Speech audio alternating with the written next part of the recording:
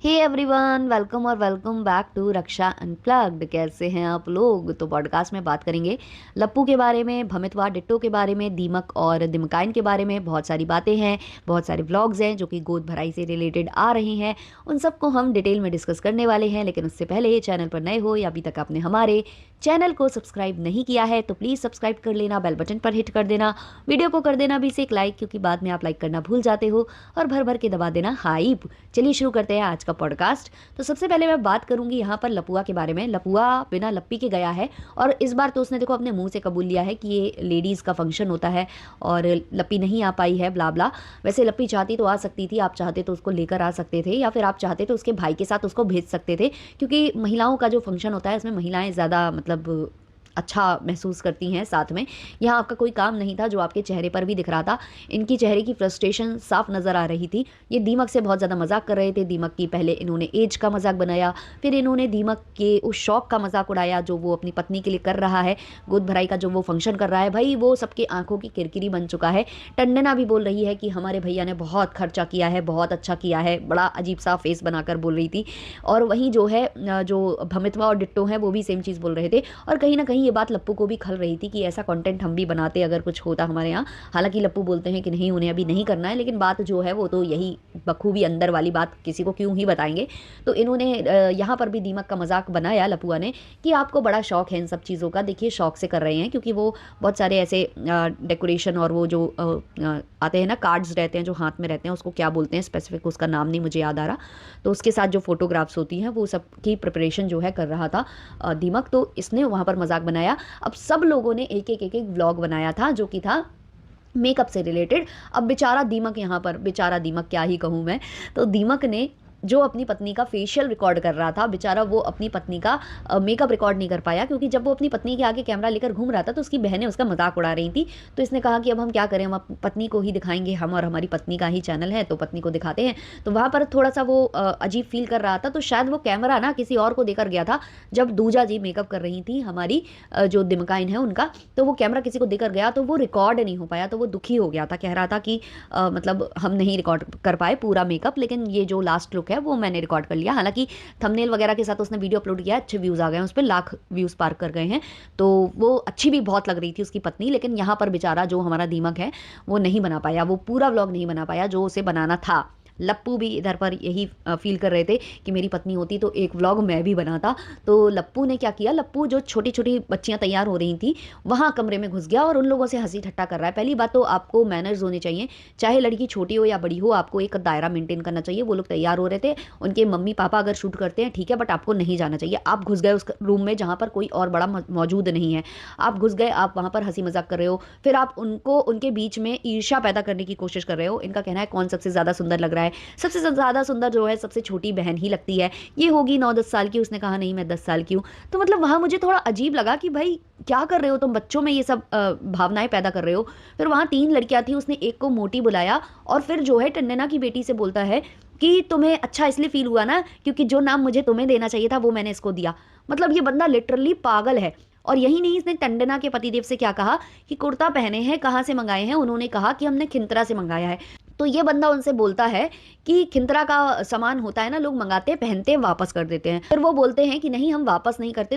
तो लप्पू यहाँ से बोलता है कि ऐसा करना 15-20 दिन तक ये कुर्ता रोज दिखाना ऑडियंस को, ताकि मतलब ये कंफर्म हो जाए कि आपने वापस नहीं किया है। मतलब लप्पू तुम्हारी वाली हरकतें हर कोई नहीं करता है। दूसरी बात, जो खींचो वगैरह है ना वहाँ पर ये पॉसिबल है, लेकिन और किसी प्लेटफॉर्म पर आप बार बार वापस करते हो। हालांकि आपने वहाँ पर अपने आप को विश लिस्ट करा, वाइट लिस्ट करा रखा हो, लेकिन फिर भी वहाँ पर ना पैसे लग जाते हैं अगर आप वापस करो बार बार।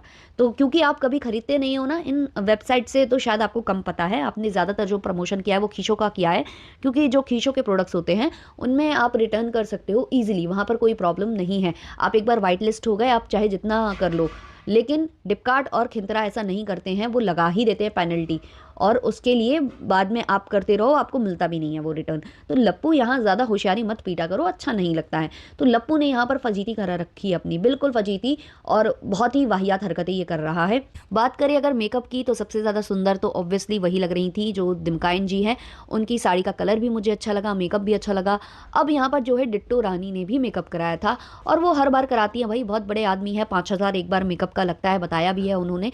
तो जो अमीरी ये लोग गिनवा रहे थे, इनकी अमीरी इनके घर में दिखी है। एक्चुअली इनकी जो दीदी जी हैं टंडना जी, वो खुद से मेकअप कर रही थी और बोल रही थी कि भाई हमको अच्छा नहीं लगता है ज़्यादा रोज़ रोज़ कराना, हालांकि दूजा करती तो बहुत अच्छा करती, लेकिन हमने अपना सिंपल कर लिया है ये वो। और जब वो मेकअप करा रही थी, जिस हिसाब से टंडना जी बैठी थी ना, वो कुछ हुडी था या कुछ जैकेट था जो कि वो आगे लगाए हुए थी, क्योंकि वो ब्लाउज पेटीकोट में बैठी हुई थी। बहुत वाहियात लग रहा था टंडना जी। और टंडना जी का एक वीडियो मैंने डिस्कस किया ही नहीं, जहाँ उनकी ब्रा स्ट्रैप खुली हुई थी और वो दिख रही थी बाकायदे, वो मैंने बहुत अच्छे से नोटिस कर लिया था, लेकिन मैंने उसका मुद्दा बनाया ही नहीं, क्योंकि फ़ायदा ही नहीं है ना।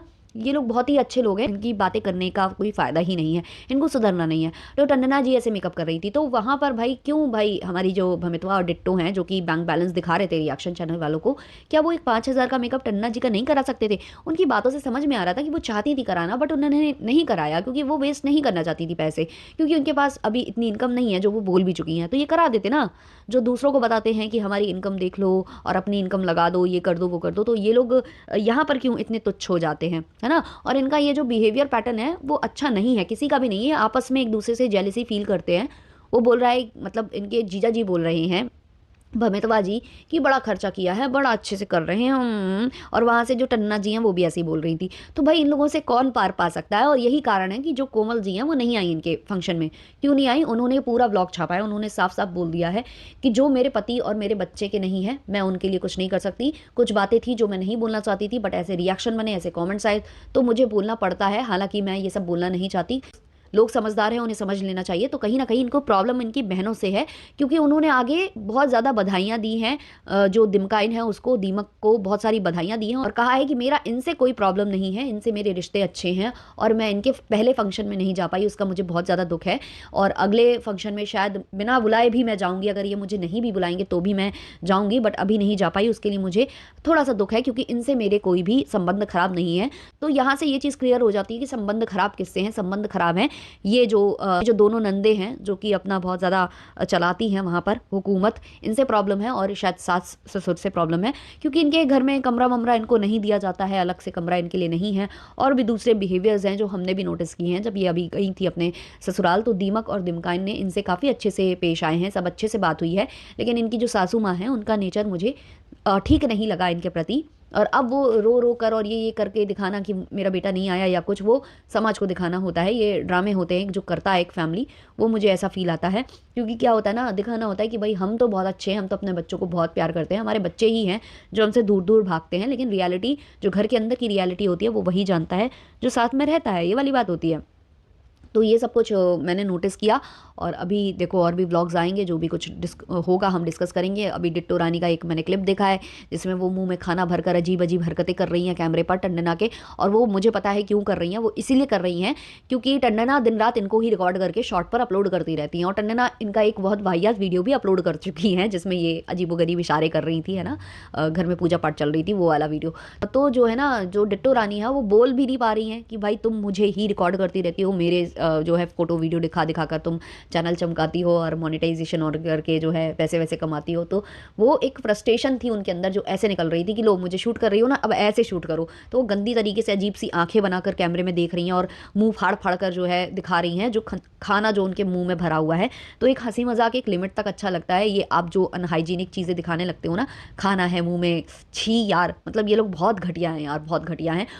और टंडना को भी अपनी सेल्फ रिस्पेक्ट होनी चाहिए। जब तुम्हारे जो बहन हैं और बहनोई हैं, वो तुम्हें बातें सुना देते हैं टाइम टू टाइम, हर चीज़ के लिए नीचा भी दिखा देते हैं और ऐसे ही बिहेवियर करते हैं, उसके बावजूद तुम लोग टिके रहते हो, वही चीज़ें करते रहते हो, सेल्फ रिस्पेक्ट एकदम ताक पर रख देते हो, बहुत अच्छा नहीं लगता यार। ये सुधर जाओ थोड़ा, मतलब थोड़ी अपनी रिस्पेक्ट करना खुद उसी को। जब सेल्फ रिस्पेक्ट ही नहीं करोगे तो दूसरा आपकी क्या ही रिस्पेक्ट करेगा। तो ये था मेरा आज का पॉडकास्ट, इसको और ज़्यादा लंबा नहीं मुझे खींचना है, छोटा ही रखना है। आप लोग अपने अपने ओपिनियंस कमेंट सेक्शन में ज़रूर रखिएगा। मिलते हैं जल्द ही नेक्स्ट पॉडकास्ट के संग, तब तक के लिए बाय बाय।